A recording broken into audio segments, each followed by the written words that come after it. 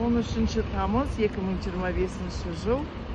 Мен осы гараж кафесіне арыз жазған. Астын әзір қазақша емес деп, мемлекеттік тілде жоқ деп. Енді кәдімгі уақыт еді, қазір барып соны тексеріп келейін деп жатырмын. Өзгеріс бар екен. Маған хат келген акиматтан.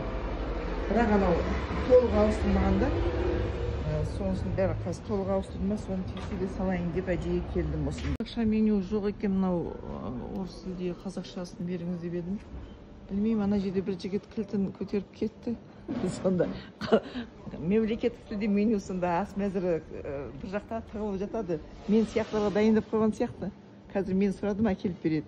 Мен сұрамасам бермейді. Мынаны ғана бере салады, болды. Гаражда ешқандай өзгеріс болмағандай. Қазақша ма жоқ, бәрі баяғы сол өзгеріссіз ба? Жоқ, қазақша. Міне кешіріңіз, вот мен мысалы келген кезде неге маған, енді мен білемін сіздің уже қатысыңыз жоқ екен. Администратор қайда? Мынаны неге маған орыс тілінде әкеліп береді ескі нені? Неге маған қазақ тілінде бірден бермейді іздеп, бір кісі кетті, бағана осыны іздеп алып келді. Негізі мынаны беру керек қой бізде бірден. Администратор шақырыңызшы, өтініш.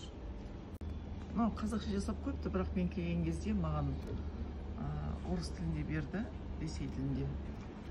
Енді анау официант баланың ешқандай хаты жоқ қой, мен айттым, ондай болса маған кімді шақырыңыз, админді шақырыңыз деген, маған анау орысшасын береді, қазақшасын кейін әрең тауып әкеліп береді десем, қазір админ шыққысы келмей тұр. Балаға бірдеңе сөйлеп, зачем мне на видео бірдеңе деп.